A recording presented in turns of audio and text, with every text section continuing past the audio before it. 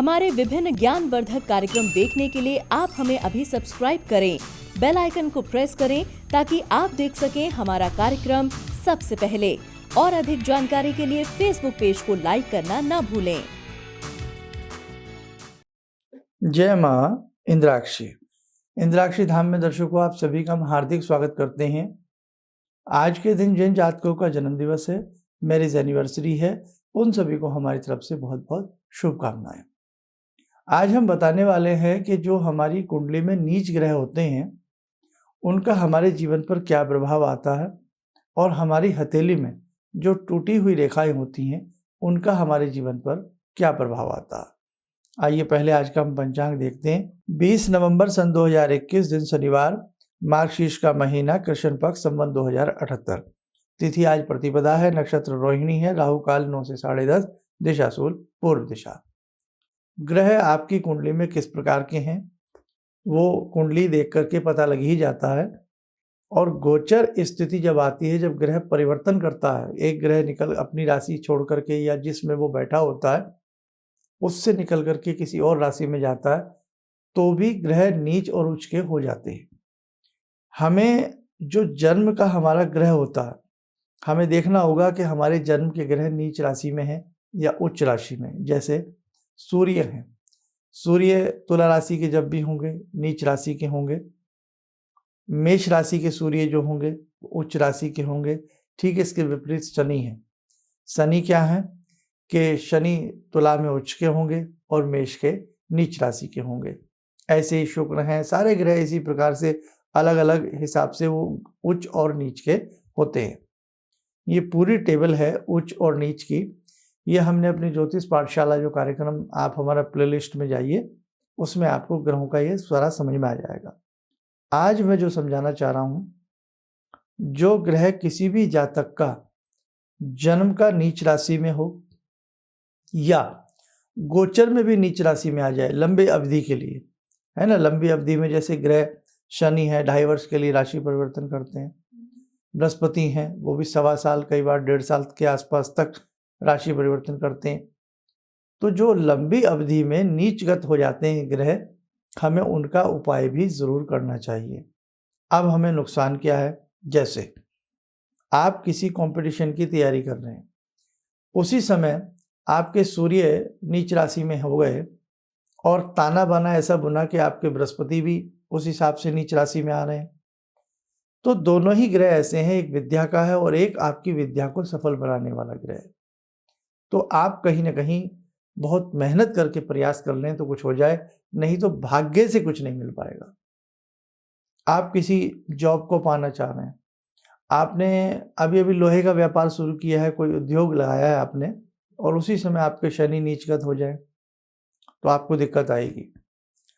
आप शादी करने वाले हैं, शादी आपकी होने वाली है और विवाह भाव के स्वामी ऐसे हो जाएं, नीचगत हो जाएं, तो दिक्कत की स्थिति है। संतान की स्थिति है, धन की स्थिति है, स्वास्थ्य की स्थिति है, हर स्थिति पर ग्रहों का नीच और उच्च का प्रभाव आता ही आता है। आप ऐसे समझें, ये ना समझें कि सूर्य कभी कभी नीच के हो सकते हैं, मंगल कभी नीच के हो सकते हैं। ये भाषा है वो वाली कि नहीं हो सकते, लेकिन अगर ज्योतिष के गणित की हम बात करें तो वहाँ ये भाषा अप्लाई होती है, वहाँ नीच और उच्च चलता है, वहाँ के गणित से ही जीवन का गणित निकलता है। इसलिए मेरे साथी को ध्यान रखना, आपका कोई भी ग्रह अगर उच्च राशि में जाएगा अच्छा फल देगा, नीच राशि में जाएगा तो निम्न फल देगा। लेकिन एक चीज और बताएं आपको, अगर कई ग्रह एक साथ नीच के हो जाएं तो उसका अत्यधिक फल खराब होगा। कई ग्रह एक साथ उच्च के हो जाएं, अत्यधिक फल अच्छा होगा।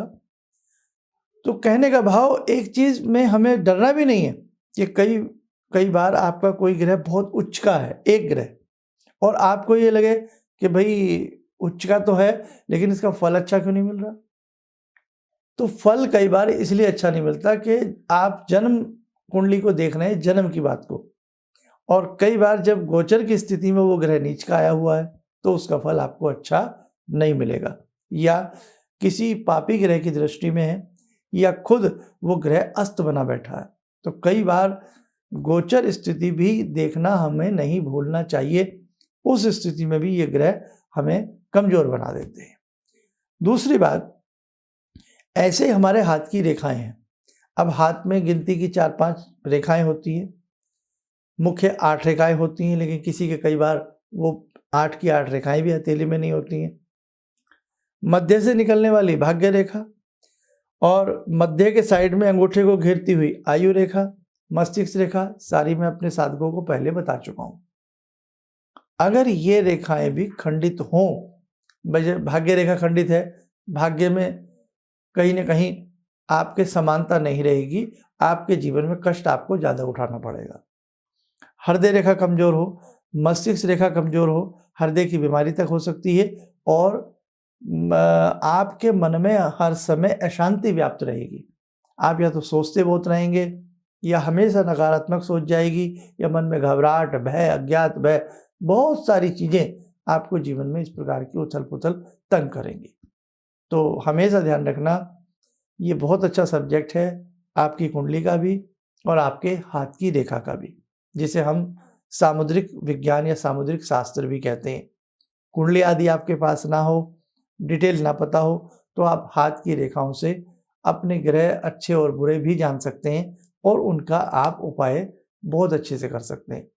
कोई पंडित जी आपको नहीं मिल रहे हैं, कोई उपाय बताने वाला नहीं मिल रहा है, बस आपने किताबें तो सब मिलती हैं ना, या कोई जैसे हमारा कार्यक्रम आप सुन रहे हैं, प्ले लिस्ट में जाएंगे, उसमें उच्च नीच ग्रहों की स्थिति आपने कॉपी में नोट कर ली और उसके बाद अपनी कुंडली खोली, आपने उसमें से नोट डाउन कर लिया।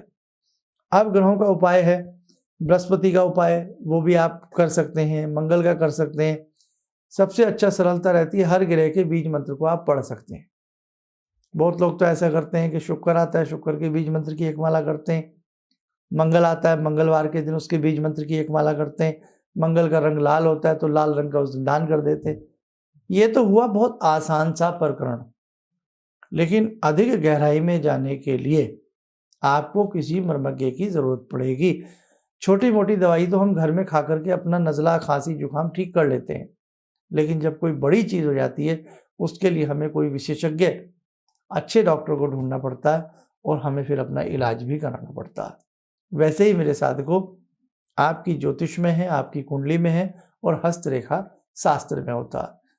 बस कहने का मेरा भाव ये है कि हमारे जीवन में हमारे ये ग्रह उच्च के हों या नीच के हों, इनका बहुत बड़ा प्रभाव हमारे जीवन पर आता है।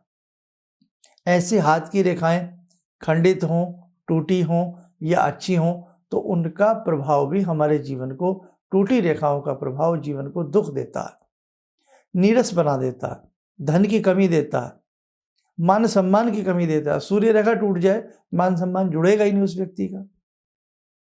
धन रेखा टूट जाए, जिसे हम भाग्य रेखा कहते हैं, वो व्यक्ति पसीना बहाते बहाते बेहाल हो जाएगा, लेकिन उसके बाद धन संचय नहीं हो पाएगा और कई बार तो धन आ भी नहीं पाएगा, संचय तो बाद में होगा।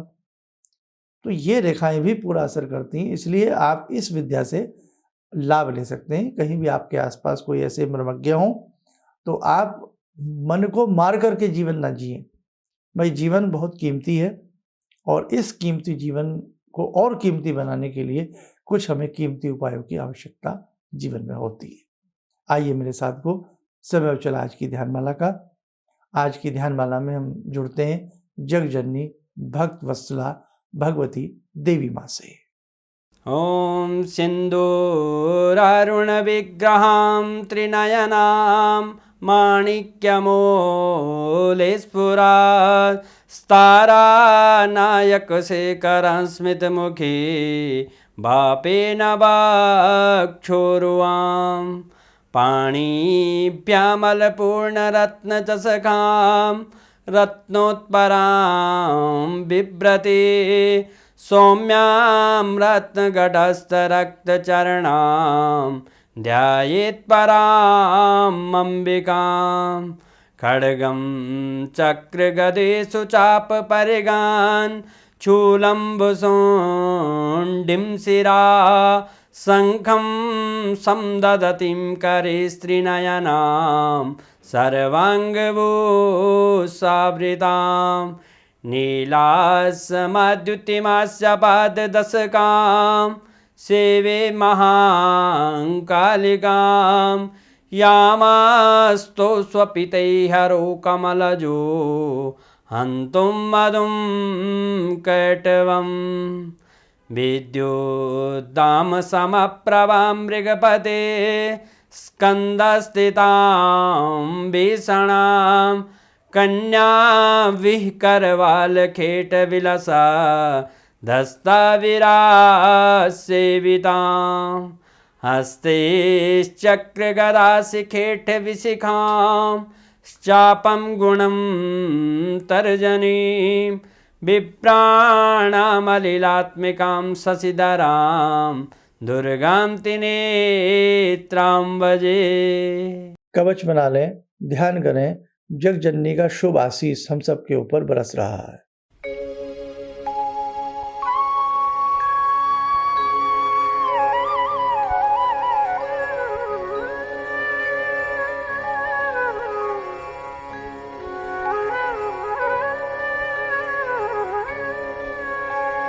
ओम बोलते हुए नेत्र खोलें, सामान्य हो जाए। बहुत ऐसे साधक हैं जो हमसे व्यक्तिगत रूप से मिलने की इच्छा रखते हैं, तो हम आप सबके लिए एक कार्यक्रम हमारा बनने वाला है कि महीने में 2 डेट हम ऐसी देंगे जिसमें हम बैठना प्रारंभ करेंगे अपने दिल्ली के ऑफिस में। 1-2 डेट हमने पहले भी दी हैं, उसमें मिले हैं 1-2 से। तो आगे जिस प्रकार से आप लोग चाह रहे हैं, तो हम दिल्ली की अब 2 डेट रखने वाले हैं कि हम जिसमें अपनी बैठक पर आपसे मिलेंगे। दूसरी बात, आध्यात्मिक महाशिविर के लिए बहुत लोगों का दोबारा से ऐसा कहना है कि करिएगा, तो उसके लिए भी कुछ ना कुछ हम अपनी व्यवस्था बना रहे हैं, तो वो सब चीज़ें भी सुचारू रूप से रहेंगी। जिन लोगों के संस्थान में यंत्र वगैरह या रुद्राक्ष वगैरह जो थे, जो भी बनने के लिए आए हुए थे, वो करीब करीब हम सबको भेज चुके हैं। कुंडली जिनकी वैदिक हमारे संस्थान में बनती है, तो मैं उनके लिए कह रहा हूँ जिनकी अभी हमसे बात नहीं हुई है, जो लोग पेंडिंग में हैं, धीरे धीरे स्टेप बाय स्टेप हम सबसे बात करके सबकी जन्मपत्रियाँ भेज देंगे। जो हमारे साधक आउट ऑफ इंडिया रहते हैं, तो उनके लिए सबसे सुलभ रास्ता है कि वो हमारे संस्थान में संपर्क करके कॉल अपॉइंटमेंट अपनी फिक्स करा सकते हैं। उसके माध्यम से वो अपने जीवन में जो भी समस्या है उसके लिए हमसे परामर्श ले सकते हैं। आप स्वस्थ रहें, सुखी रहें, इन्हीं भावनाओं के साथ हम अपनी वाणी को विराम देते हैं। जय माँ इंद्राक्षी। तो आपका मैं रेगुलर में देखता हूँ 6:30 बजे का, यानी हवा निकाल के टाइम। तो आपने एक मंत्र बताया था, ओम वैश्यमुखी राजमुखी स्वाहा। जी, मेरा ऑफिस में हमेशा कलकत्ता में जो होता है, कोई भी हो, बैक ऑफिस में कोई झमेला, खिटपिट, बॉस के साथ खिटपिट, इधर पार्टनर्स के साथ खिटपिट हमेशा लगा रहता था। कुछ भी हो जाए, बात करो, चिढ़ जाता था। ये रेगुलर मैं सुबह पूजा करने के बाद वहीं पे पूजा घर में ही बैठ के मैं 21 बार आपने कहा था, मैं 21 बार डेली जाप करता हूँ। अभी बहुत शांति से हूँ पंडित जी, कोई प्रॉब्लम नहीं है। किसी भी समस्या के समाधान के लिए मिले प्रसिद्ध हस्तरेखा एवं वास्तु विशेषज्ञ प्रोफेसर धर्मेंद्र शर्मा जी से। नोट: शिविर में भाग लेने हेतु एवं व्यक्तिगत रूप से मिलने के लिए कॉल करने का समय सुबह 10 बजे से शाम 6 बजे तक। हमारे विभिन्न ज्ञानवर्धक कार्यक्रम देखने के लिए आप हमें अभी सब्सक्राइब करें, बेल आइकन को प्रेस करें ताकि आप देख सकें हमारा कार्यक्रम सबसे पहले। और अधिक जानकारी के लिए फेसबुक पेज को लाइक करना न भूलें।